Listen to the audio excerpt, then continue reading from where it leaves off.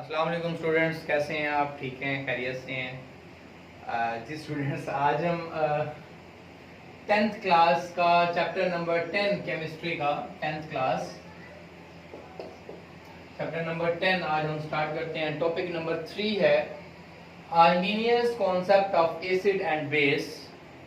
तो आर्हीनियस एक साइंटिस्ट था जिसने एसिड और बेस के बारे में अपना एक कॉन्सेप्ट पेश किया। तो सबसे पहले में हम इसके एसिड के बारे में कॉन्सेप्ट देखते हैं कि उसने एसिड के बारे में क्या बताया था। एसिड की डेफिनेशन देखें तो उसने कहा acid is a substance which dissociate in aqueous solution to give hydrogen ion. क्या है एसिड? एसिड एक क्या है? सब्सटेंस। सब्सटेंस क्या होता है? Pure form of matter. Pure form किसी भी चीज मैटर की जो है उसे हम सब्सटेंस कहते हैं। सब्सटेंस जो है वो डिसोसिएट होता है किसमें? Aqueous solution.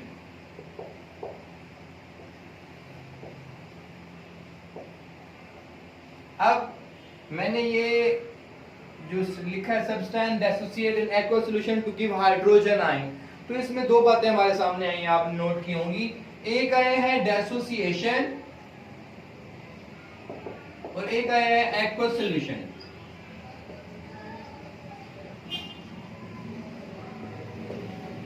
अगर हम कहें कि एक्वस सॉल्यूशन क्या होता है, एक्वस सॉल्यूशन का मतलब है कोई भी चीज अगर हम पानी में डाल दें तो उसे हम जो सॉल्यूशन बनता है उसे हम एक्वस सॉल्यूशन में कहते हैं। यानी फर्स्ट उसकी जो कंडीशन थी आर्हीनियस की कि जो भी सॉल्यूशन बनाया जाएगा वो पानी में बनाया जाएगा। किसी भी चीज का सॉल्यूशन जब हम बनाएंगे आर्हीनियस कॉन्सेप्ट के मुताबिक वो वाटर में बनाएंगे। ठीक है जी। फर्स्ट कंडीशन इसकी कि जी आप कोई भी सॉल्यूशन बनाएंगे वो एक्वस बनाएंगे। एक्वस का मतलब होता है वाटर। एक्वस का मतलब होता है वाटर। और दूसरी बात उसने की डिसोसिएट। डिसोसिएट का मतलब होता है आयोनाइज, यानी आयंस में चेंज होना। किसमें? कन्वर्ट इनटू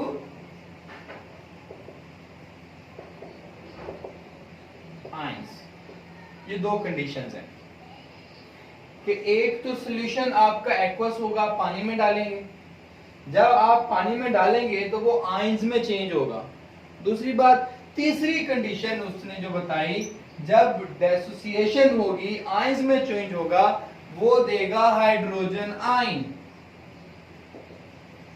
या इसको प्रोटॉन कह सकते हो।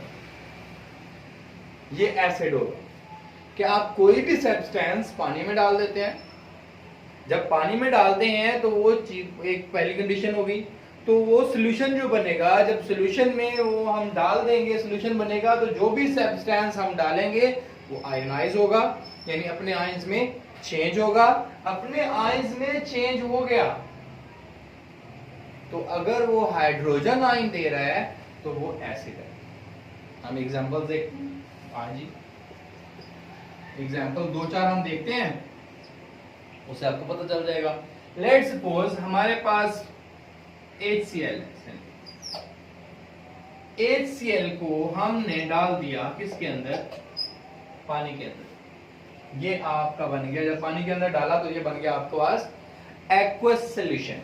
जब हमने पानी के अंदर डाला तो दूसरी कंडीशन क्या थी उसकी? क्या वो डिसोसिएट होगा तो वो बनाएगा hydrogen ion plus chloride ion. वो आई में भी कन्वर्ट हो गया। अब तीसरी कंडीशन थी, अगर वो हाइड्रोजन आयन देगा तो वो एसिड होगा, तो वो एसिड होगा। ये एग्जांपल 1 थी। हम दूसरी एग्जांपल देखते हैं। आपके पास HNO3 है, इसको आपने डाल दिया किसके अंदर? वाटर के अंदर। जब आपने इसको वाटर के अंदर डाला तो क्या होगा? ये आयोनाइज होगा, hydrogen ion. Nitrate ion. First condition कि इसको वाटर के अंदर डाल दो, दूसरी कंडीशन कि वो आयोनाइज हो जाए, तीसरी कंडीशन अगर वो हाइड्रोजन आयन दे रहा है तो वो एसिड है। ठीक है, हम एक और देखते हैं, थर्ड एग्जांपल H2SO4 है। अगर हम H2SO4 को किस में डाल देते हैं, एक्वस सॉल्यूशन बनाते हैं उसका, यानी उसको पानी में डाल देते हैं, तो फिर क्या होता है, वो एक हाइड्रोजन आयन बनाता है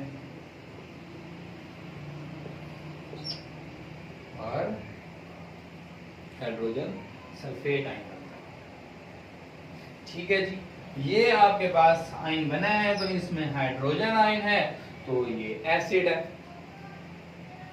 ये उसका चौथी एग्जांपल भी एसिडिक एसिड की बता रहा है, वो भी हम कह देते हैं जी। चौथी एग्जांपल उसकी CH3COOH, इसको हमने जब डाला पानी के अंदर तो हमारे पास बना CH3COO negative plus hydrogen ion.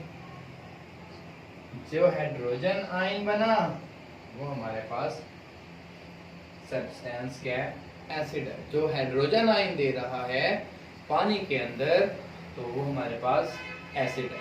ये तो था आर्हीनियस कॉन्सेप्ट ऑफ एसिड। अब कौन सा कॉन्सेप्ट रह गया उसका, बेस का। कौन सा कॉन्सेप्ट रह गया, बेस। बेस के बारे में क्या कहा, सेम उसने कहा, थोड़ा सा फर्क है।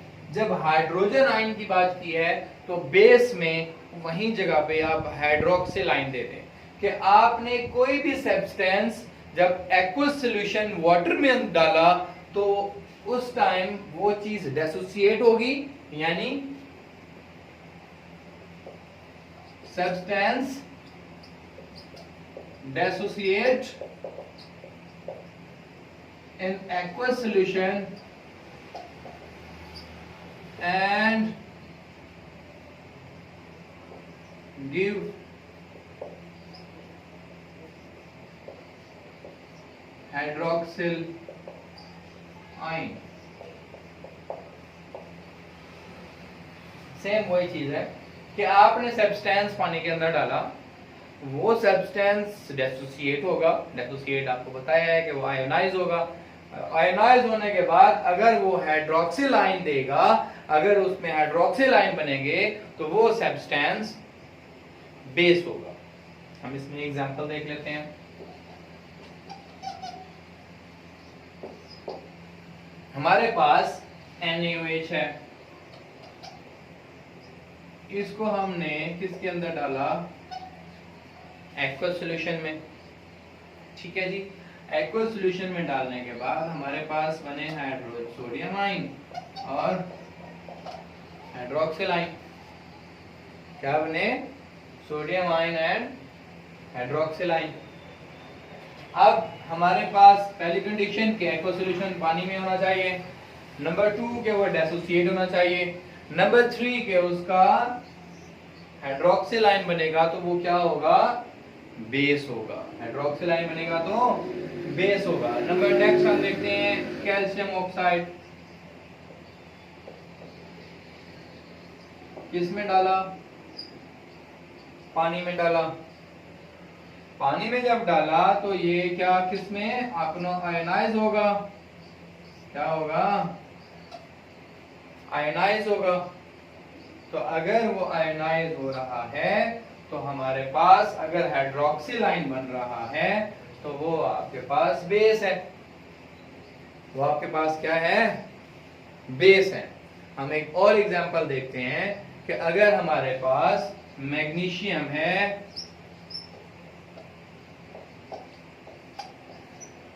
आपने किस में डाल दिया, पानी में डाल दिया, तो उससे आपके पास मैग्नीशियम और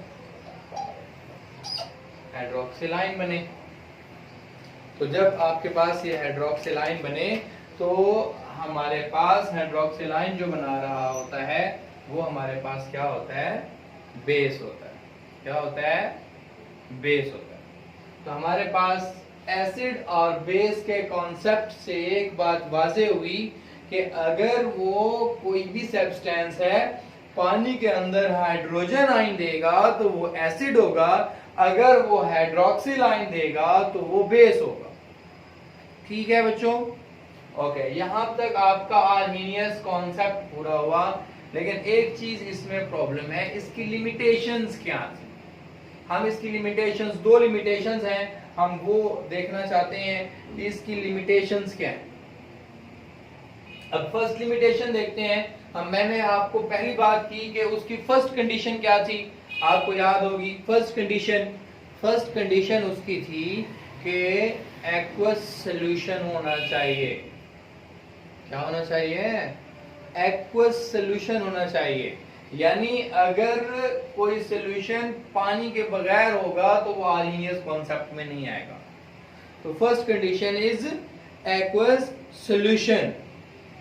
तो अगर नॉन एक्वस सॉल्यूशन हमारे पास होगा तो वो इस कॉन्सेप्ट से दूर होगा, यानी वो इस कॉन्सेप्ट में नहीं होता।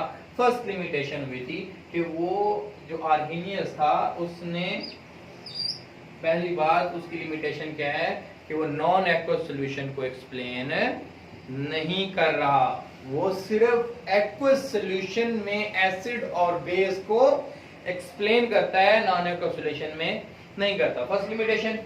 दूसरी लिमिटेशन क्या है कि अगर कोई भी, उसने बात की कि कोई भी एसिड होगा या बेस होगा तो वो हाइड्रोक्सिल आयन या हाइड्रोजन आयन देगा। अगर कोई भी एलिमेंट या सब्सटेंस हाइड्रोजन या हाइड्रोक्सिल आयन नहीं देता तो वो एसिड और बेस नहीं होगा। हमारे पास यहाँ पे एग्जांपल्स हैं। CO2 है, कार्बन डाइऑक्साइड। अगर कार्बन डाइऑक्साइड को आप डाल देते हैं पानी में तो आपके पास एसिड है, वो H2CO3 कार्बोनिक एसिड बनता है, जबकि आर्हीनियस ने इस कॉन्सेप्ट को नहीं एक्सप्लेन किया था, वो एसिड के बारे में। इसी तरह बेस उसने कहा था कि हाइड्रोक्सिल आयन देगा। हमारे पास एक एग्जांपल है अमोनिया की, कि अगर हम अमोनिया को पानी के अंदर डाल दें तो वो अमोनियम हाइड्रोक्साइड बनाता है जो एक बेस है, जबकि आर्हीनियस ने ऐसा कुछ नहीं बताया था कि वो आपको एक्वस सॉल्यूशन में हाइड्रोक्सिल आयन और हाइड्रोजन आयन के कॉन्सेप्ट को गलत साबित कर रहा है।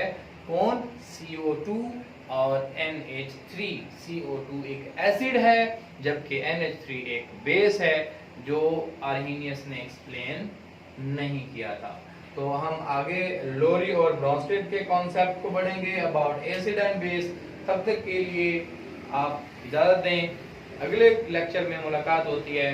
अल्लाह हाफिज।